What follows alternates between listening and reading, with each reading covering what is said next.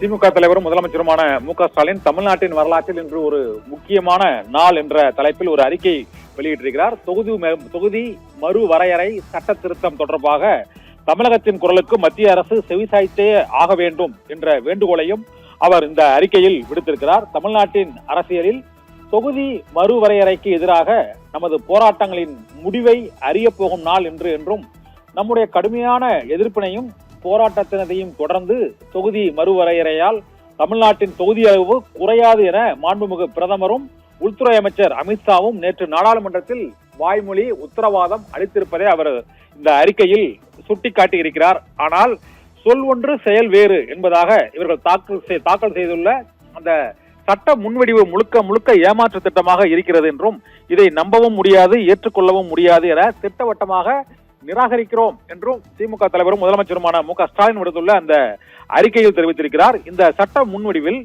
தொகுதி மறுசீரமைப்பு ஆணையத்திற்கு அளிக்கப்பட்டுள்ள அந்த அதிகாரங்கள் மூலம் அவர்கள் நினைத்தால் நினைத்த நேரத்தில் நினைத்த முறையில் எப்போது வேண்டுமானாலும் எதிர்காலத்தில் இவர்களுக்கு சாதகமான வகையில் இந்திய மாநிலங்களின் தொகுதி அளவை மாற்றி அமைத்துக் கொள்வதற்கான வழிவகைகள் இந்த கருப்பு சட்டத்தில் இடம்பெற்றிருப்பது பெரும் சூழ்ச்சியை உள்ளடக்கியதாக இந்த மசோதா இருக்கிறது என்றும் முதலமைச்சர் மு.க.ஸ்டாலின் வெளியிட்டுள்ள அந்த அறிக்கையில் சுட்டிக்காட்டியிருக்கிறார்.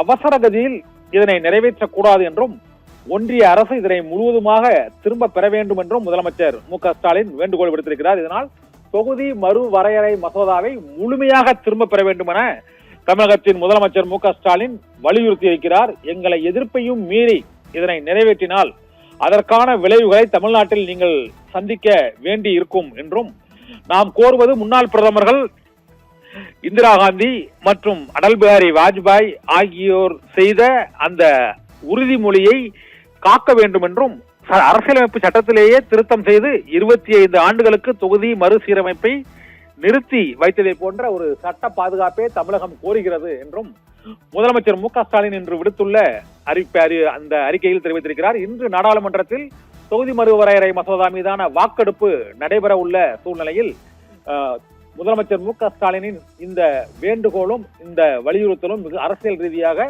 மிகுந்த முக்கியத்துவம் வாய்ந்ததாக கருதப்படுகிறது. வரும் சட்டமன்ற தேர்தலிலும் இந்த தொகுதி மறுவரையறை மசோதா மற்றும் அதில் உள்ள அம்சங்கள் தமிழக தேர்தல் களத்திலும் எதிரொலிக்கும் என எதிர்பார்க்கப்படுகிறது. சர்மிளா.